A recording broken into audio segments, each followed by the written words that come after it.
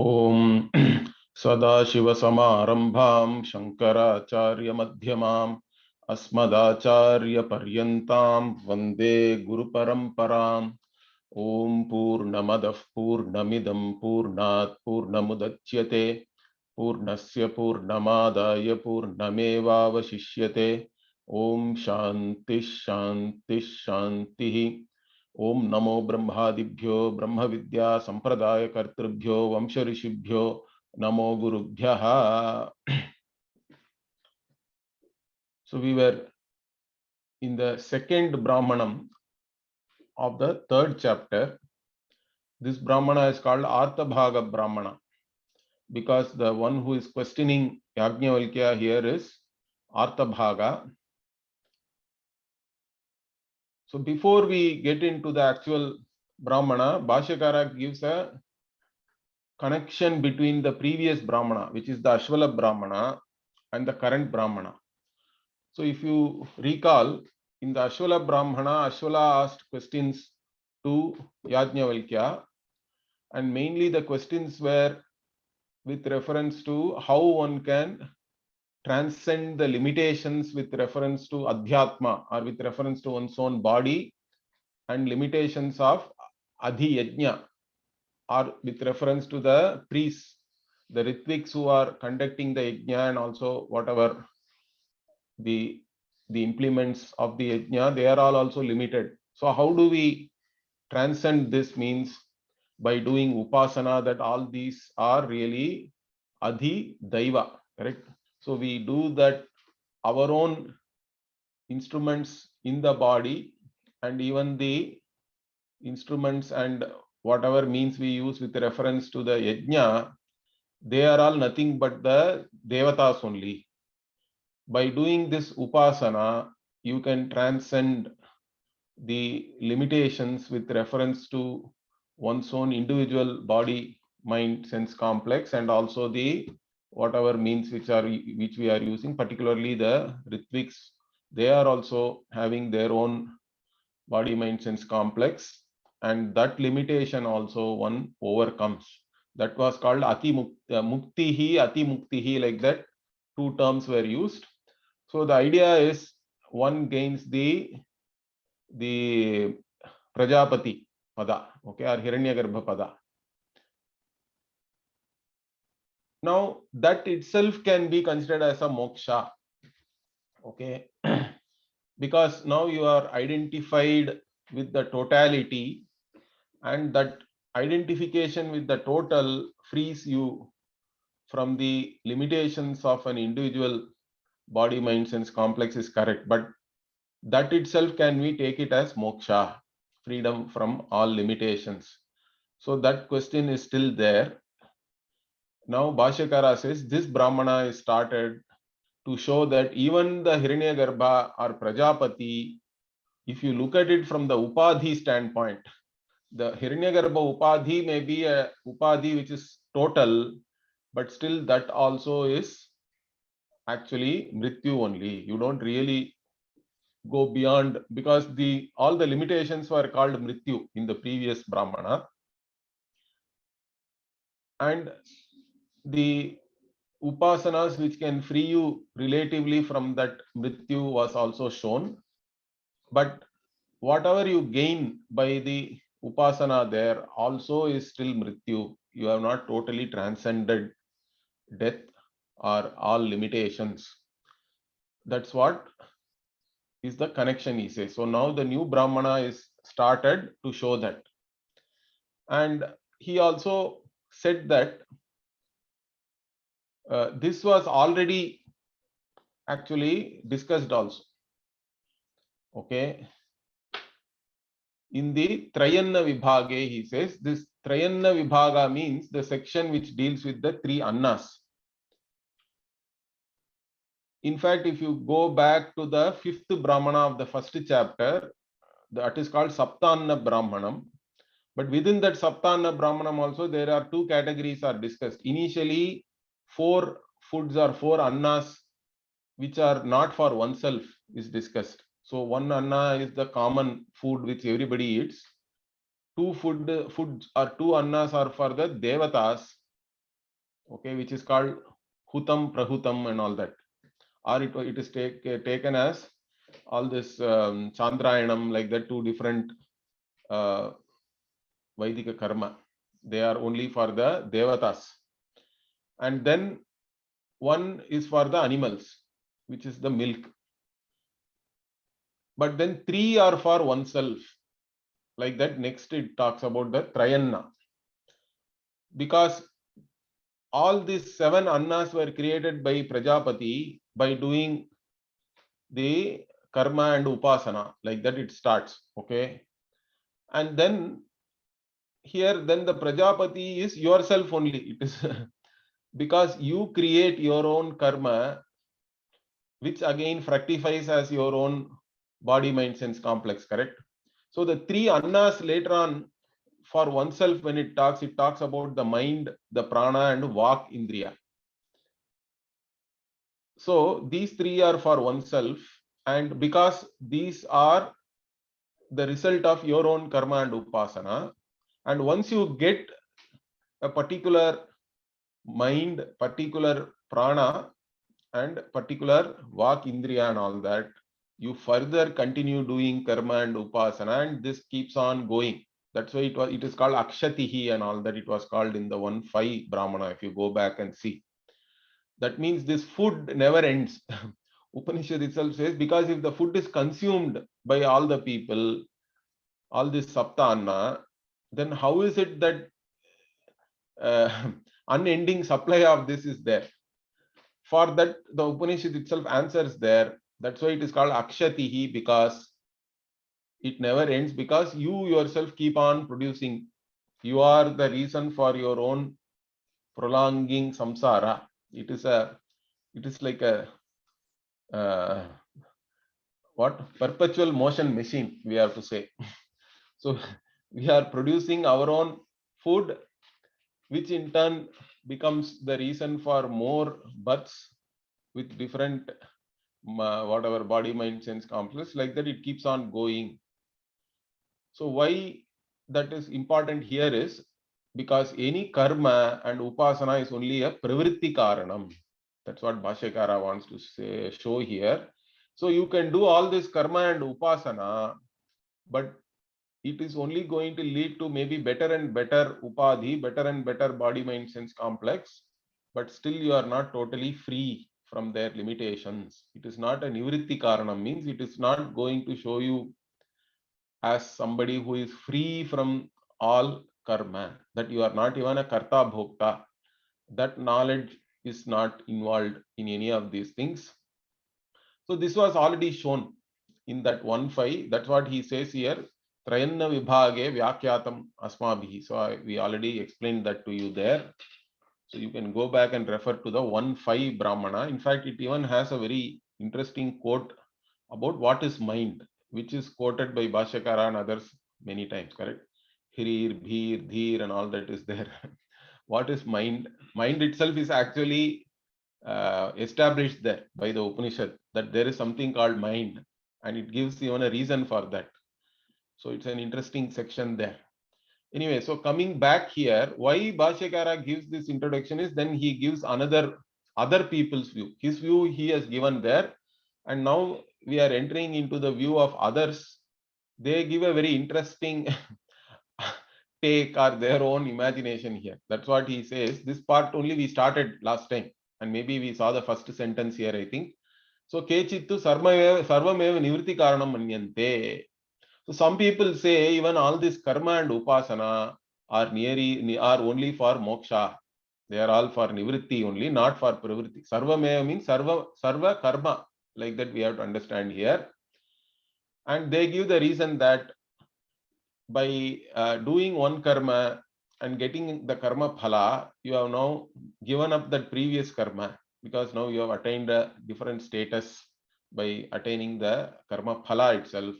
So the karma itself is not for being for its own sake, correct? It is for getting a particular result, which actually changes you also, your status and all that. So basically the result of one karma frees you from some limitation. That way karma also is only a mukti karanam, mrityoho muchyate. One form of mrityu or one form of limitation you are freed by getting a particular karma phala. Therefore, karma is also for vyavrityartham eva, they say. That means freeing you from some kind of limitation or mrityu, not for its own sake, natu tadartyam. So, therefore, you have to keep doing karma and upasana. That is their idea. And once you attain the Prajapati or Hiranyagarbha pada, the status of being a Hiranyagarbha means you have attained to the totality. Okay, and therefore now you have transcended all duality because you identify with the total.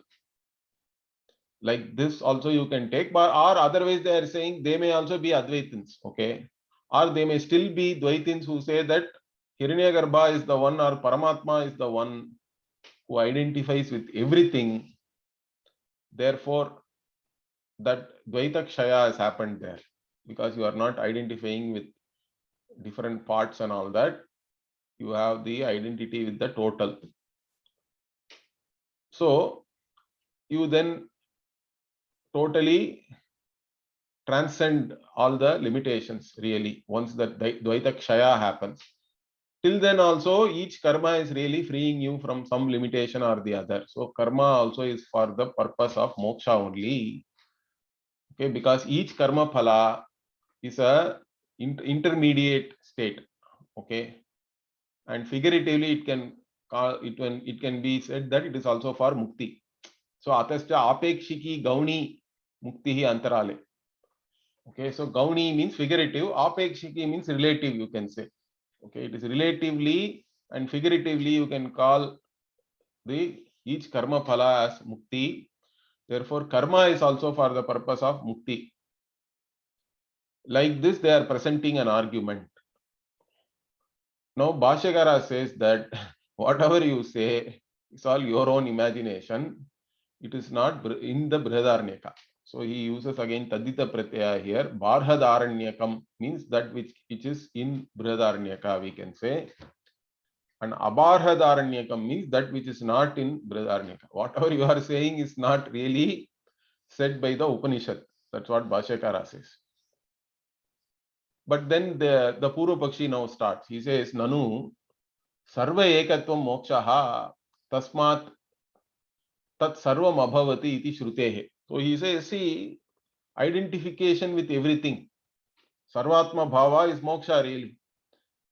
And that's what we are also saying. Slowly your identity, you give up the identity with limited things and finally you identify with the totality, which is the Hiranyagarbha or Paramatma, let us say.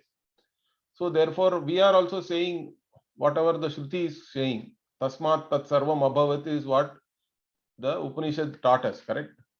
That aham brahmasmi, that you know that and then you identify and you become the Atma, Sarvatma, okay, Atma of everything, you become everything. That is what Shruti taught, correct? Means Bhashyakara says bottom, yes, what you are saying is correct.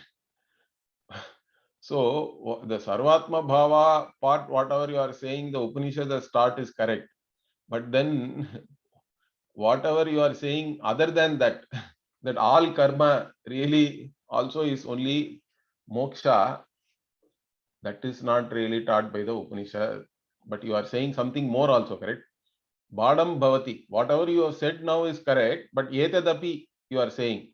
Something more also you are saying. What is that? He says, then he gives his view about that. He says, Natu grama kamaha yajeta, pashu kamaha yajeta, okay, ityadi shrutinam tadarthyam. So Bhashyakara first says, see, Upanishad is clear.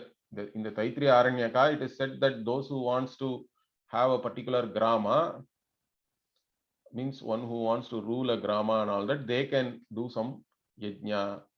Or if you want wealth in the form of pashu, also you can do certain yajna. And again, the yajna phala itself may not be immediate. It may not be even in this life. Okay. So it's all going to come later. But in this case the Taittiriya Aranyakam, the Veda itself is very clear about what is the phala of that karma, correct? It is not mentioning that for moksha you do that. If you want to have the grama or if you want to have pashu, then you do that. So he points that out. Yadi hi advaitarthatvam eva asam grama pashu swargadi arthatvam nasti iti grama pashu swargadeha na grihyeran. Now, like you said, if all this karma also has the pala of advaita, means having this sarvatma bhava, then one will not understand from this that one has to do this for getting a grama or a pashu or even swarga, etc. Correct? That understanding will not be there if what you say is true. But that is what we understand from these sentences, correct? One who wants to rule over a grama, do this. One who wants pashu, do this. One who wants to go to swarga, do this. Like that only it is there. Everybody understands that very clearly. So where does this understanding that all this karma also is for advaitarthatvam, he says here. Basically, it is for the purpose of identification with everything. And Dvaita Kshaya and all was talked about here. That's why he talks about advaitarthatvam here. Okay, that is not coming out here. So he says, Grihyantetu karma pala vaichitriya visheshaha. So what we understand from this is each karma produces its own phala, correct? Something which is different. That's why there are so many karma also is talked about, correct? If all these karma have only one phala, which is advaitartha, means that meaning at least is not obvious to us from this. So he says that yedicha vaidikanam karmanam tadarthyam eva samsaraha eva na bhavishyat. Also further he says, if all Vaidika karma is for the purpose of moksha only, then samsara itself will not be there. Where is the question of any samsara?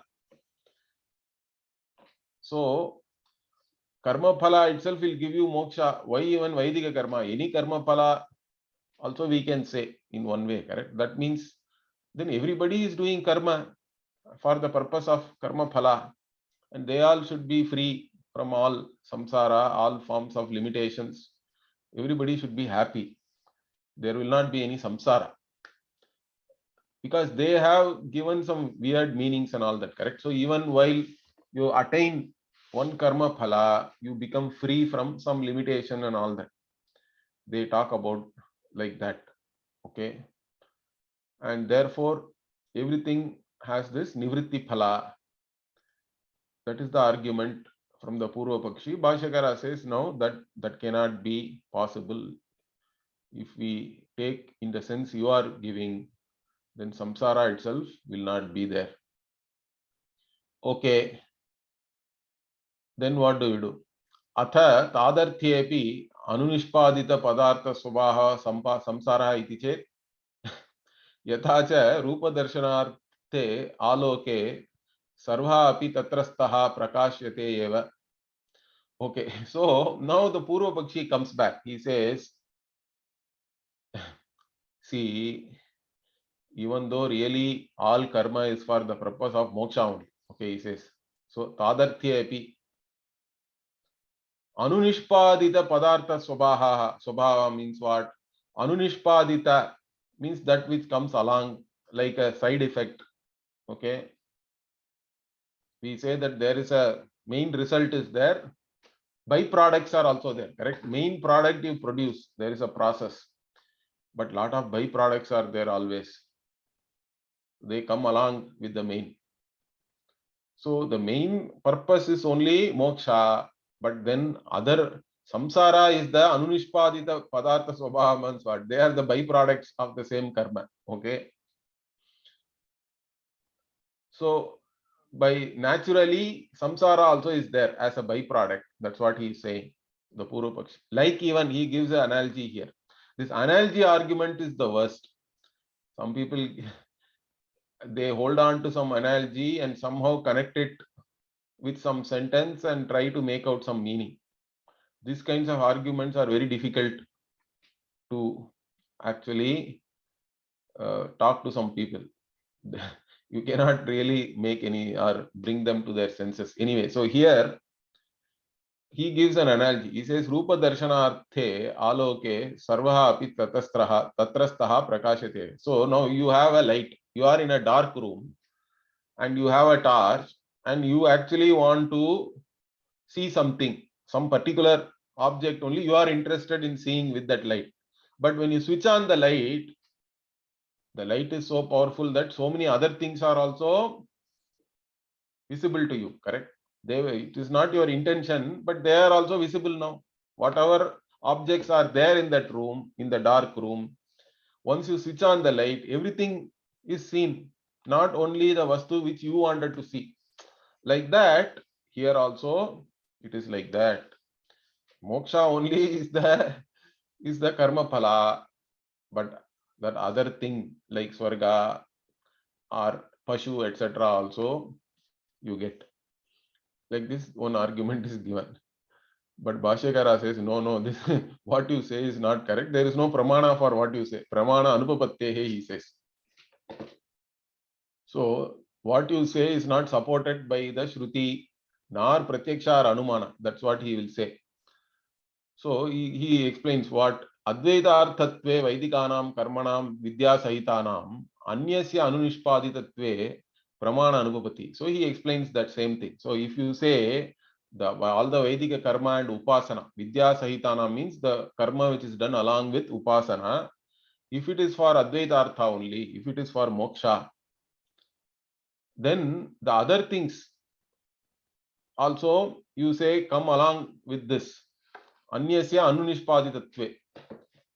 So with reference to others being byproducts, okay, there is no pramana.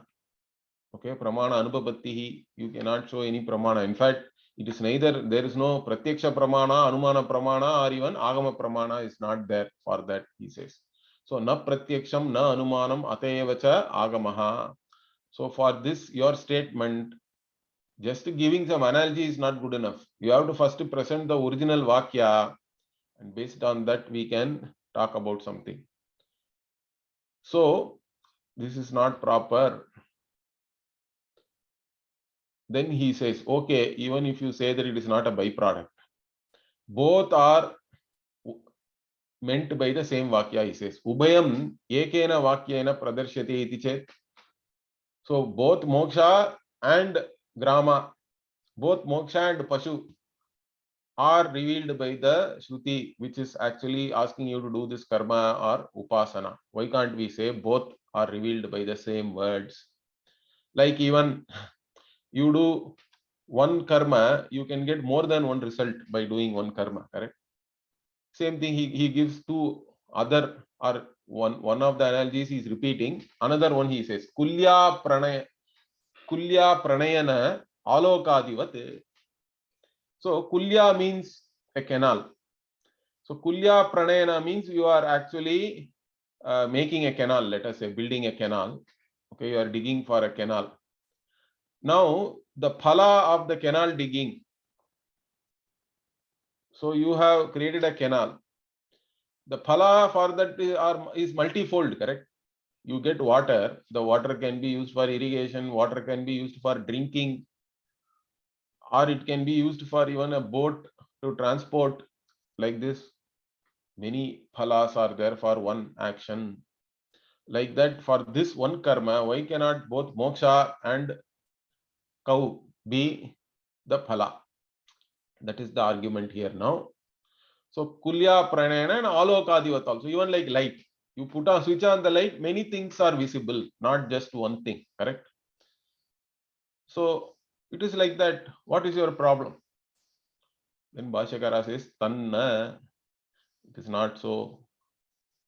Okay, in this manner. Okay, Tanna eva means it's not in the manner in which you are saying, because there is a Vakya Dharma Anupapattehe, he says.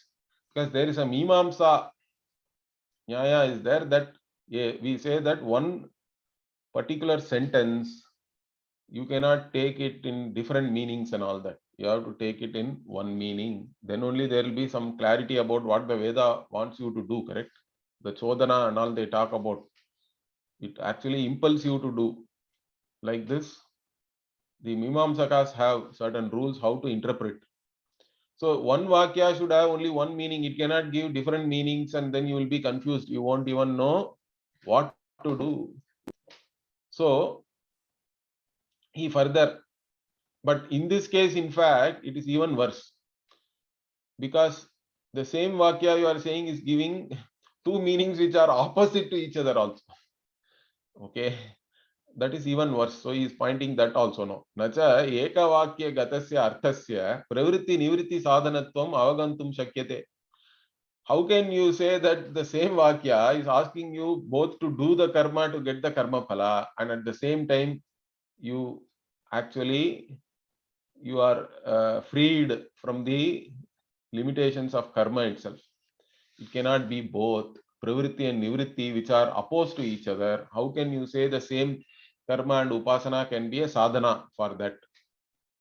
Okay, for both pravritti and nivritti, because it is pravritti, we all know. Upanishad itself has talked about in the Trayanna Prakarana that one keeps on creating one's own anna, and that's how you keep going. This samsara is propelling itself, correct? It's a vicious cycle.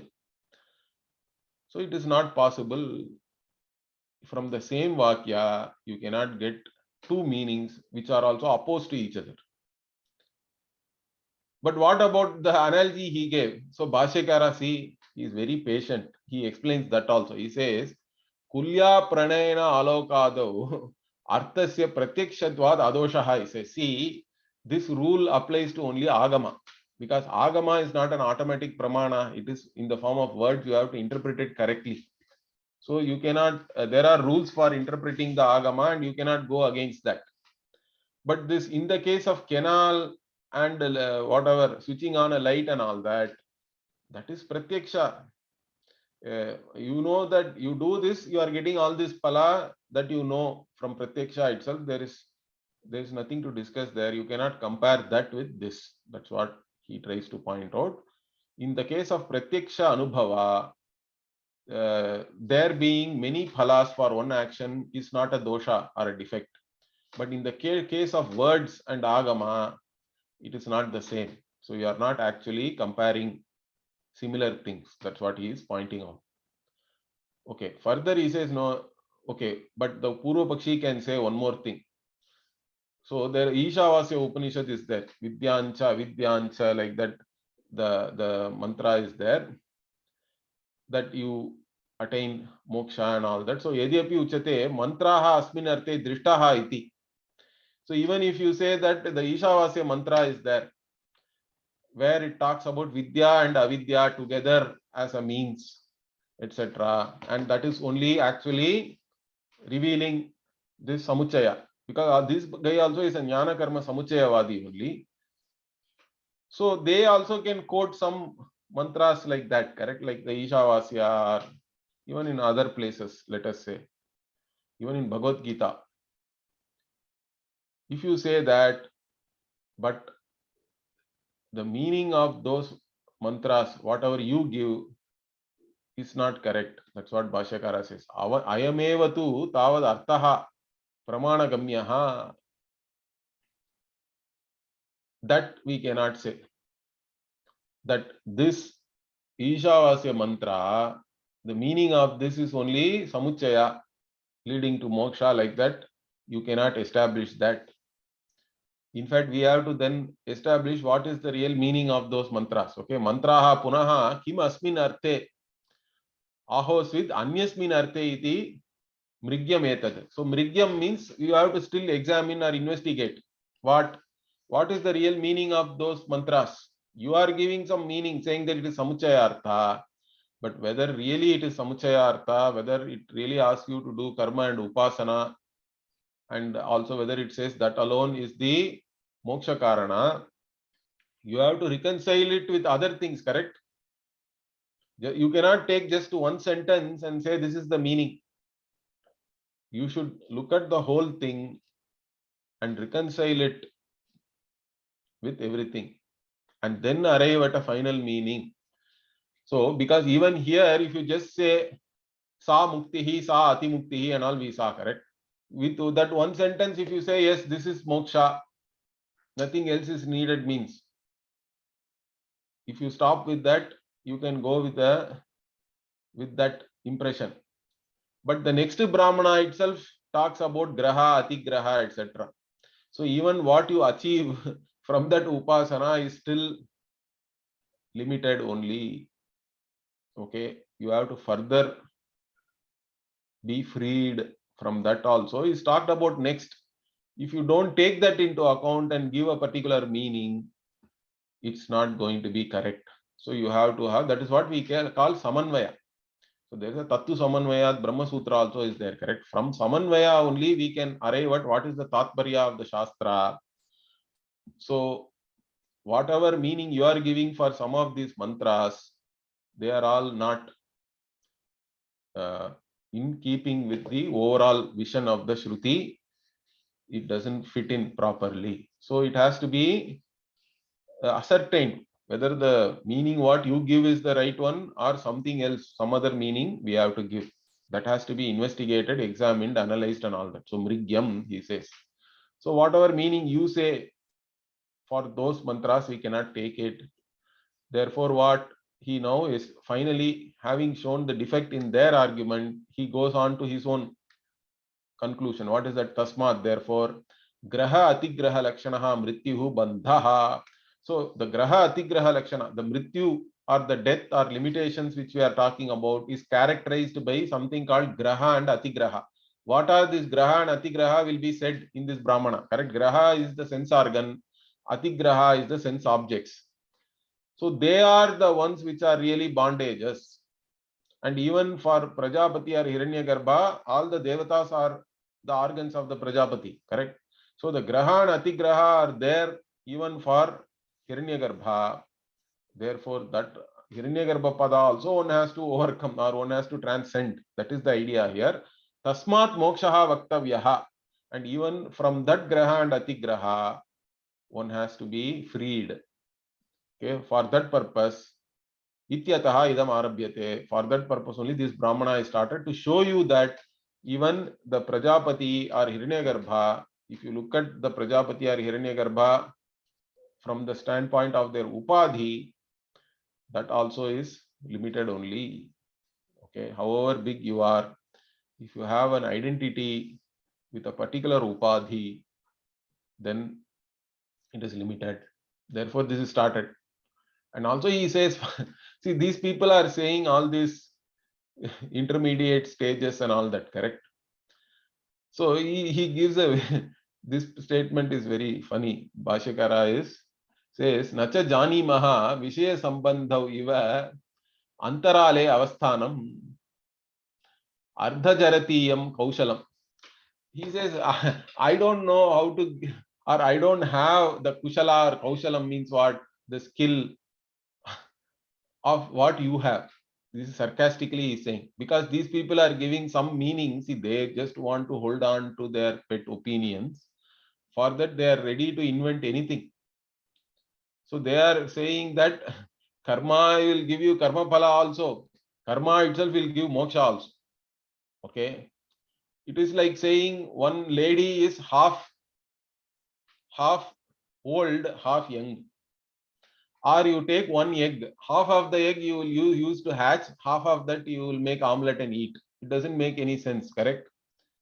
So antarale avasthanam means what? I don't know how to give meanings like what you guys are giving.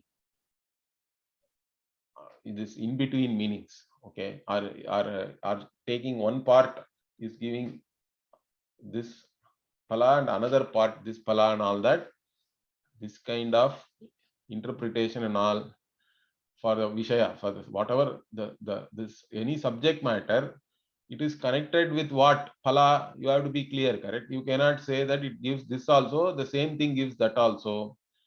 Like this, I don't have the skill to give such meanings. Okay, like this he is saying. And further, then what he says, yattu mrityoho ati muchyate iti uktva graha ati graho uchyate tattu artha sambandhat. So he says, whatever whatever was already said, correct? That mrityoho atimuchyate muchyeta. So what frees you? That is the question Ashwala is asking, correct? If you go back in this Brahmana, in the beginning, what frees you? He asks. See, atimuchyata. So Purva Paksha, Apara Pakshayoho, Aptim, Atimuchyata, and all that he asks. So like this, each question is Atimuchyata, Atimuchyata. So what frees you from this, whatever limitation he has enumerated there? Means then the answer for that, how does Yajnavalkya give? He is talking about Sa Muktihi, Sa Ati Muktihi and all that, correct? So two times the Mukti is talked about as Mukti and Ati Mukti. Now Bhashyakara says, why is it mentioned two times there? Because it connects with Graha and Atigraha. So you are freed from both Graha and Atigraha. That is why there it was said two times like that. So it is, there is Artha Sambandha is there. There is Artha Sambandha between what was said in the previous Brahmana and the Graha and Atigraha, which is going to be talked about now. So that's what we have to understand. Sarvaha ayam sadhya sadhana lakshanaha bandhaha graha atigraha avinirmoka. Avinirmoka means what? Vinirmoka means again freedom, liberation, all that meaning you can say. Avinirmokat means it is not free. What is not free?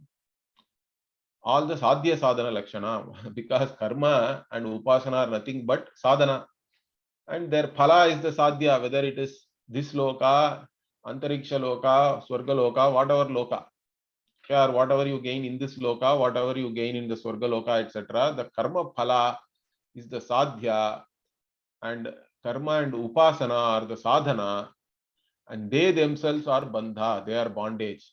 Why? Because they are not free from graha and atigraha. They are all pervaded by graha and atigraha only, and graha and atigraha are the really death. Means here they are limitations, they are limited, they are only mrityu. So one has not totally transcended the mrityu, it is still there. All the means and ends are limited only, they are pervaded by death. Okay, they are not free. This is what we understand, and that's what this Brahmana also makes us understand. Even though the word Sa Muktihi, Sa Ati Muktihi was used before, that also we have to understand in the context of what is going to be said here. Also, this Brahmana is useful for you to understand even that is bondage, because only if you know the bondage properly, you can be freed from that, he says. So nigadehi nirjnate. Nigada means chains and all that, bondage you can say. Okay, literally it means chain. So the chain which they used to bind on your legs, correct? There are some prisoners and all that. They can be bound with iron chains. That is all called nigada. So nigadehi nirjnate nigaditasya mokshaya yatnaha kartavya bhavati. So only when you know the bondage, your bondage properly, okay, only when you have ascertained that this is the bondage, then you can make effort to get freed from that bondage. If you don't even know that you are in bondage, in fact, 99% or more than that people are like that. They don't even know that they are a samsari. They think that this life is like this only. There it is. There is some dukkha, there is sukha and all that, and karma phala is the only thing which we have to go with. So that's all people know. That means they don't even know what is their bondage clearly. Unless you know you have, this is the problem. Unless you identify your fundamental problem, how are you going to even seek a solution for that? So that's what Bhashyakara says here very clearly. Therefore, what tasmat tadathyena arambaha. So this particular Brahmana is started only to make you realize that even the whatever mukti, ati mukti, which was talked about before, and even if you attain the Hiranyagarbha phala, pada, okay, that also is still limited only. So you have to understand what is your bondage properly so that you can gain moksha. Okay, so now the actual Upanishad Vakya, Ataha Yenam Jarat Karavaha Artha Bhagaha Papracha. So Artha Bhaga means the son of Ritu Bhaga. Tasya Apatyam, like that there is a sutra, is there, Paniniya Sutra, that is An Pratyaya comes in the meaning of a son. So Ritu Bhaga's son becomes Artha Bhagaha because Tadita Pratyaya means you get the Vriddhi of the first vowel. Jarat Karavaha also is the same, but it is coming in the meaning of not the same An Pratyaya, but Jarat Karavas Gotra. So in the meaning of Gotra also you can get the An Pratyaya. In the meaning of progeny also you can get the An Pratyaya. So Artha Bhagaha, Bhashyakara only gives the meaning, the Ritu Bhagaha's son, and who is come in the Jaratkarava Gotra. So two names are there. And he asked. Now he is asking the question to Yajnavalkya, and he also calls Yajnavalkya, hey Yajnavalkya, like that, to get Yajnavalkya's attention. And ha uvacha, ha means again ha particle is showing that this is something which happened a long time back and all that. Okay, itihasa or aitihyartha. And what is his question? Kati grahaha, kati atigrahaha iti. So there are how many grahas and how many atigrahas are there? He is asking question. Then Yajnavalkya answers. He says ashtau grahaha, ashtau atigrahaha iti. So he says there are 8 grahas and 8 atigrahas. Then he further asks, ye te ashtau grahaha, ashtau atigrahaha katame iti, katame te iti. So what are those 8 which you are saying? Tell me that also. That is the next question here. Okay, then Yajnavalkya lists what are those things. Those things we will see. So here now the bhashya we will see first. So ataha yenam ha shabdaha itihyarthaha. So there is ataha, he is there here. That ha shabda, ha is a particle. It is to show that this is a story which happened long back. Okay. And atha anantaram, again the atha is in the anantaryartha. Thereafter. Thereafter means after Ashwala asked his questions and then stopped. Now thereafter what happened is now this story is continued. Okay.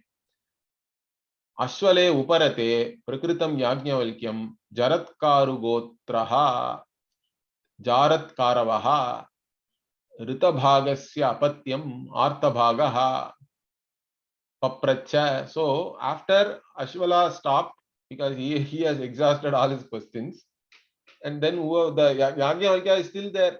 Prakritam Yajnavalkya means Yajnavalkya who is there, who would have taken the cows if nobody else had asked any question. But to him now, this Jaratkaru Gotra, the one who has come in the Gotra of Jaratkaru, and that is the Jaratkaravaha, the word. Then Ritabhagasya Apatyam, the son of Ritabhagaha, he is the Arthabhaga. Papracha, he asked what? Yajnavalkya iti hovacha iti abhimukhi karanaya. So Yajnavalkya, he called out to draw his attention. Purvavat prashna. The question is already these things were explained. The question. Then what is the actual the question? Kati grahaha, kati atigrahaha iti. Iti shabdaha vakya parisamaptyartha. Iti means that he asked 2 questions and then it ends there with that. Correct? These are the 2 questions. Then what? Tatra nirjnateshu va graha atigraheshu prashnaha syat anirjnateshu va. Okay, now this is a Purva Pakshi, or Bhashyakara himself is raising some questions to make certain things clear. So now there is an analysis. The Purva Pakshi is raising an objection. He says, what is this question? It doesn't make any sense. First tell me whether this Graha and Atigraha are known or unknown. Are they known popularly? Are they known to everybody? Or it is totally something which is unknown? Okay, so there is a question with reference to Graha and Atigraha. whether that question itself is meaningful or meaningless. That's what the objection is trying to raise a point, that this is a meaningless question. Why? Because whether first we have to know whether this thing is known or unknown. So he says, yadi tavat grahaha atigrahasya nirnyataha tada tad gatasyapi gunasya sankhyayaha nirnyatatvat kati grahaha kati atigraha iti sankhya vishayaha prashnaha na upapadyate. Okay, so first part is what? If you say that graha and atigraha are already known, then the sankhya or the count, how many are there, is also a quality of the known object only, or known objects. Therefore, that is also known. Therefore, what is the point in asking how many are there? That question itself is untenable. It is not possible, correct? Sankhya Vishaya Prashnaha na upapadyate, he says. Because already you know what are grahas, what are atigrahas, and count also you will know along with that. It is only a quality. Therefore, if you know that, if you have already ascertained what is graha and atigraha, then this question is meaningless. But if it is not known, ata anirjnataha, then also the question about the count is meaningless, he says, because you have to first know what is the nature of those graha and atigraha rather than how many are there, correct? Why is it asked how many are there? So ata anirjnataha tada sankhyeya विषय प्रश्नः इति के ग्रहाः के अतिग्रहाः इति प्रष्टव्यम्. So you don't even know what is that, what is being counted. You have to ask first the question about what is the nature of the object, not how many are there. You don't even know what is Gagabugang. Then I ask a question, how many Gagabugang is there? Means you will not, that question is meaningless, correct? So the Purva Pakshi is asking like that. So the question should have been not Kati, K, not how many, what is a graha, or what are these grahas and what are atigrahas, like that the question should have been, that should have been asked, he says. Iti prashtavyam nati kati natu kati grahaha kati atigraha iti prashnaha. So you cannot ask how many grahas are there, how many atigraha. Also he further says what? Apicha nirjnata samanyakeshu vishesha vijnanaya prashnaha bhavati yata katame atra kataha katame atra kalapaha iti.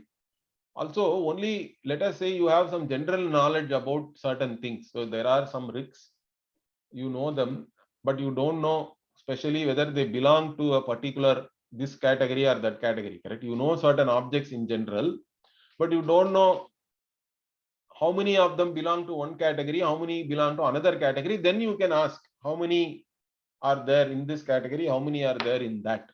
So for example, there are, you know, many rigs, but how many belong to the Kata Shaka and how many belong to the Kalapa Shaka. Okay, like this you can, how many are Kata and how many are Kalapa. Like this you can ask, but that also is not possible here, he says. Why? Because he says, Nacha atra grata atigraha nama padartaha kechana loke prasiddhaha na prasiddha. The graha and atigraha are not known in the loka. In general, we do not know. So there is no general knowledge. Then we cannot ask a specific question about their count. That is the point here. So yena visheshartaha prashnaha syat. So there is no general knowledge about these two things, graha and atigraha. Then how can anybody ask a specific question about the count, or how many belong to graha, how many belong to atigraha and all that? This question is not proper. That is the Purva Paksha. Now what Bhashyakara says, Nanu cha atimuchyate iti uktam graha grihitasya hi mokshaha. So there was a question, correct? In 3, 1, 3, 4 and 5 and all. How does somebody transcend or get free from? Unless something is binding you, okay, holding on to you and binding you, you cannot ask how will you get freed from it, correct? So unless there is a bondage, the question of freedom is itself meaningless. But this freedom related question was asked 3 times. Okay, Therefore, what it is pointing to some graha. Graha means basically that which holds on to you, correct? That which grabs. So graha grihitasya mokshaha, Bhashyakara says. The one who is grabbed or bound by something only requires moksha, freedom from that. And that was only said as sa muktihi, saha muktihi, sa ati muktihi, like that. So that was again said in all these 3, 4, 5, 6 and all that. Itihi dvihi uktam, 2 times this freedom was talked about. So from that itself, graha and atigraha are known, Bhashyakara says. Tasmat praptaha graha atigrahascha. Therefore, you can ask how many are there, because it is now generally known. So specifically now you can ask how many are there. But even there again, Purva Pakshi is not happy. He says, Nanu tatrapi chatvaraha grahaha atigrahascha nirnyataha. Vak chakshuhu prana manamsi tatra kati iti prashnaha na upapadyate nirnyatatvat. So even then he says, see, 4 times this freedom was talked about or asked, how do you get freed? And then those 4 times only you talked about what are all the bondages there only, and then how you free yourself from that, correct? From that only we know there are 4 grahas and atigrahas, because only this freedom with reference to vak, the speech, eyes, chakshuhu, prana and manas, they were talked about. That means only 4 are there. 4 grahas and 4 atigrahas are there already, it is known. So why this question is again asked, how many are there? Okay, this question is still not tenable, because that there are 4 grahas and atigrahas is already known. Like this, the Purva Pakshi is saying. So even for this, Bhashyakara says, no, why? Anavadharanarthatvat. See, there, the graha and atigraha were indicated, but their count or their actual numbers has not been really answered there, or it has not been ascertained already. So therefore, there is a chance, there is a scope for asking this question. And so he explains that further. He says, Nahi chatushtuam tatra vivakshitam. So even though the answer was given for each question there are only 4 grahas and atigrahas. That was not, basically the 4 number is not revealed there, as this many only are there. Like that, it was not revealed, correct? And that also was not the not something which was meant to be revealed there. That there are only 4 grahas and atigrahas are there, like that, in that Brahmana, that was not the thing which was supposed to be revealed anyway. So that is not Vivakshita. Therefore, what ihatu graha atigraha darshane ashtatva guna vivakshaya kati iti prashnaha upapadyate. So, but here only, actually how many grahas and atigrahas are there, that is being discussed. There the discussion was not about how many grahas and atigrahas were there. Basically, some graha atigraha was presented, and how you get moksha from them alone was discussed there. So here the discussion is about how many are there. Therefore, the question is proper. Therefore, what? Tasmat sa muktihi sati muktihi iti mukti ati mukti dvihi ukte graha ati graha api siddha. Therefore, from whatever 2 times it was said, the graha and atigraha are already established in general, and from there you can ask the specific question, how many are there? So he says, ataha, therefore, kati sankhya grahaha kati va atigraha iti prichati. So therefore, now this artha bhaga comes and asks how many are there, how many grahas and how many atigrahas. And for this, our Yajnavalkya is answering itara aha, the other one who is Yajnavalkya. He says, what did he say? Ashtau grahaha ashtau atigrahaha iti. So he says there are 8. And then again he asks, ye te ashtau grahaha ati abhitaha katame te niyamena grahitavyaha iti. So how many are there? Whatever you said, 8. What are they now? Okay. So that we have to understand how many and what. So then Yajnavalkya answers that also. What? Prano vai grahaha saha apanena atigrahena grihitaha apanena hi gandhan jigrati. So again here first he says prana is one graha. Again here it is grana prana. The word prana can be used for sense of smell or also for the pancha prana. But in the context here, the words prana and apana are used for the granendriya and again smell, which is the vishaya, correct? Indriya vishaya for the granendriya. Apana means the smell itself is called as apana. Since these two words are not very straightforward in meaning, Bhashyakara writes a small bhashya also. Here he says what? So basically here what Yajnavalkya gives the answer is Granendriya is one graha and the Vishaya is the other graha. In fact, the Vishaya actually what goes and grabs the Indriya, it seems. That's how the Indriya is always going after the Indriya Vishaya, correct? The Indriya is attracted to the Indriya Vishaya and you are in fact attracted to your Indriyas also. When you identify yourself with the Indriya and the Indriya itself is grabbing you and the Indriya is grabbed by the Indriya Vishaya. That's what is said here. And it says apanena hi gandhan jigrati. By see this, all this gandha is how do you smell? Why the gandha is called apana here? Because by taking in the breath only you can smell, correct? Even if we don't want to smell something, something is smelling bad, means what do? We stop our breath which we take inside. So that is apana. So the Upanishad itself explains why smell is called apana here. Anyway, Bhashyakara says, Tatra aha pranaha vai grahaha pranaha iti granam uchyate. So prana means the organ of smell is said here. Prakaranat means because of the context here.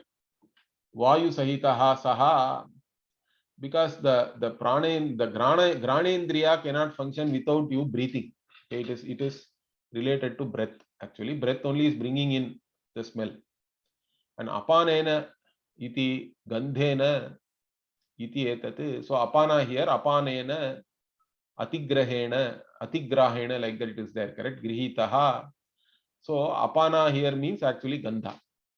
Okay, apana sachivatvat apanaha gandha iti uchyate, gandha uchyate. So apana is the one which is bringing in the smell, correct?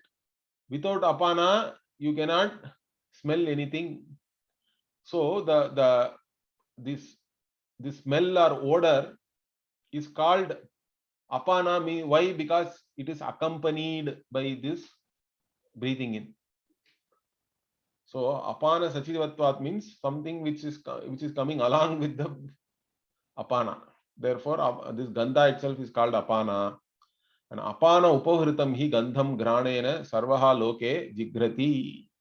So everybody smells, okay, this any odor by breathing in, but through the apana only. So that's why the Upanishad itself is saying that tada etad uchyate, tad etad uchyate. Therefore, this is said. What is that? Apanena hi gandhan jigrati iti. So through apana only we smell everything. Then further, all other graha and atigraha combinations are given here.